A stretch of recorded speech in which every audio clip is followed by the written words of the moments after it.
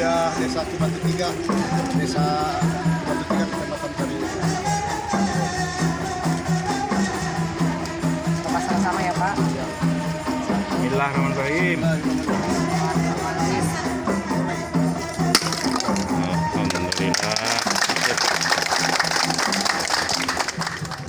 Siang Ibu, Iya. bisa dijelaskan kegiatan hari ini Ibu? Jadi hari ini karena kami dari tim YNS Badan Pengurus Pusat, saya sendiri sebagai Ketua Umum Yayasan YNS Yusinta Ningsih Yanobansyari ke Kecamatan Cariu guna konsolidasi dan bertemu dengan para pengurus Kecamatan Cariu dan pengurus-pengurus desa yang ada di bawah Kecamatan Cariu. Jadi hari ini tuh pertemuannya karena untuk konsolidasi, kemudian silaturahmi dan sekaligus memperingati Pancasila. Untuk selanjutnya nih ada korelasinya dengan di 2024 apa nanti apa gimana Bu? Korelasinya sih pasti ada. Dengan turnya YNS ke Kecamatan Cariu itu permasalahan nanti akan ikut serta salah satu kader ataupun saya sendiri dalam ajang pesta demokrasi, mungkin itu nanti. Tapi fokus kami saat ini untuk menjangkau masyarakat lebih dekat dan membantu masyarakat lebih jauh dari tim kami YNS yang ada di Kecamatan Cariu. Terus ini kan ada kayak semacam pembentukan apa ranting ataupun apa itu Bu. Ini sangat menarik karena tadi Ibu katakan mungkin ada korelasinya. Apa ini tim-tim ini juga nanti akan bergerak ke arah sana Bu? Belum tahu, karena kan kalau permasalahan politik ini kan beda-beda pilihan, beda-beda pendapat. Di dalam YNS ini tidak melarang untuk siapapun ikut serta dalam partai lain ataupun memilih kandidat lain. Yang paling penting yang ditekankan dalam YNS, siapapun nanti yang akan tim-timnya YNS pilih ini ataupun bisa akan diamanahkan suara itu langsung kepada saya sendiri, harus orang yang amanah. Karena kalau nggak amanah percuma.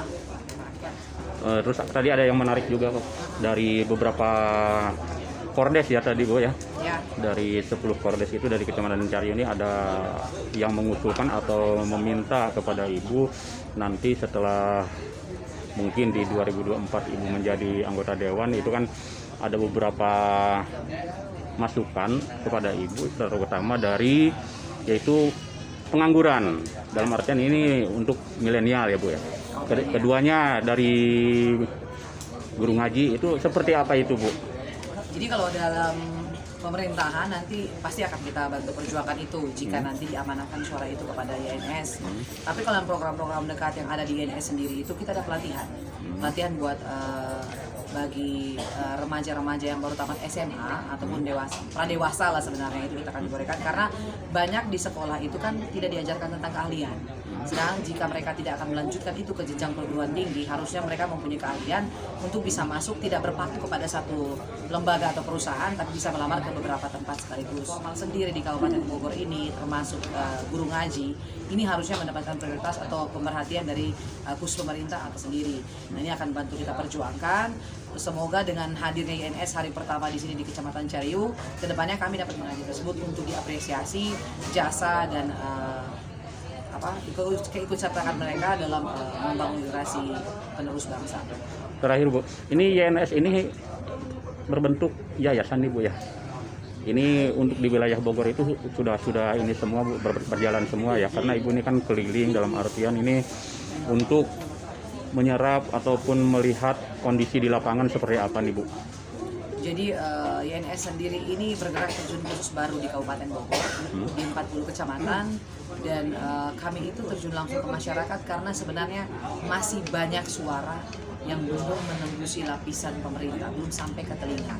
Nah harapan saya sendiri sebagai Ketua Umum YNS, siapapun itu kita, siapapun yang duduk nanti atau sekarang menduduki jabatan, ingat jabatan yang Anda dapatkan itu hasil suara rakyat.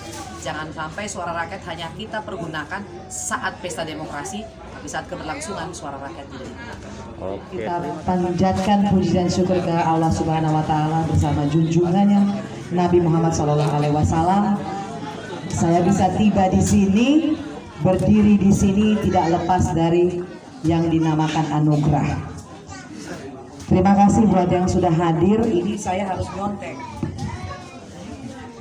Buat Raden, Bantar Kuning, Cariu, Cibatu 3, Karya Mekar, Kuta Mekar, Mekarwangi, Sukajadi, dan Tegal Panjang. Kemudian terima kasih buat yang memiliki tempat Bapak Marja beserta keluarga besar yang ada di Cibodas 3, terima kasih. Kami bisa didaulat untuk menggunakan tempatnya, suatu kehormatan dan kebanggaan buat keluarga besar YNS. Kemudian terima kasih buat para tokoh masyarakat yang hadir, ada dari MUI, Bapak Atam ini, dari Tegal Panjang ada Pak Hendar Bustomi, tokoh para pemuda sekecamatan Cariu, dan semua undangan yang tidak dapat saya sebutkan satu persatu. Kehadiran kami di sini belum butuh rakyat banyak.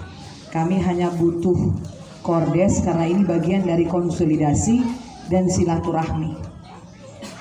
Insya Allah setelah Kordes ini terbentuk dan di setiap RW serta RT terbentuk, itu baru kita akan melayani masyarakat. Di sini maksud dan tujuan tidak ada untuk memenangkan siapapun atau mengenalkan siapapun. Tetapi saya terpanggil untuk terjun ke masyarakat lebih dekat, mendengar lebih jauh apa itu yang ada di masyarakat. Kenapa undangannya tiba-tiba, Pak RW, mohon maaf. Saya itu baru bisa konfirmasi waktu hari Rabu malam, tadi malam. Baru bisa kasih keputusan bisa ke sini. Karena memang yang minta untuk datang itu di 40 kecamatan ini, begitu kalau sudah turun, isu akan masuk, masalah akan masuk, harus ditangani. Dan saya tipe orang yang kalau sudah dilihat sama ketua harian atau ketua kecamatan, saya harus lihat temuan itu harus ada ibu-ibu. Kuota 30% perempuan itu harus. Kuota 30% perempuan wajib ada. Tetapi perempuan-perempuan sekarang harus tangguh, harus mandiri, harus cerdas. Tapi ingat, bukan untuk menggurui atau mengalahkan seorang laki-laki. Perempuan itu pilar rumah tangga, ibu-ibu. Madrasah pertama. Yang ada di rumah itu semua hal dimulai dari seorang ibu. Seorang ibu tidak kuat, seorang ibu tidak cerdas, tidak pintar, selesai. Ingat itu baik-baik. Jadi terima kasih. YNS bisa berdiri dan akan nanti ke depan bisa akan melangkah besar. Bukan hanya pergerakan dari saya sebagai ketua umum atau ketua harian ataupun ketua kecamatan Pak Atep ataupun setiap ketua-ketua yang ada di desa, tidak, tapi sama-sama. Perkara siapa yang menjadi ketua itu hanya amanah. Itu amanah loh yang menjadi ketua. Tetapi semua kita ini adalah keluarga besar yang jika visi misinya sama, mari kita sama-sama perhatikan masyarakat di sekeliling. Jadi kalau biasanya orang mau orang, biasanya acara besar. Saya beda. Saya pasti akan turun duluan ke mana? Oh di sana ada jompo nggak? Itu orang pertama. Kalau orang pergerakan begitu Pak. Tapi kalau orang mendulang suara beda, bikin aja panggung, naik di atas, ngomongin. Saya tidak mau seperti itu. Makanya tadi kami sampai jam 10 ya, Pak Atep ya. Tapi kami masih ada di Cariu. Ya, bertemu dengan penyandang disabilitas.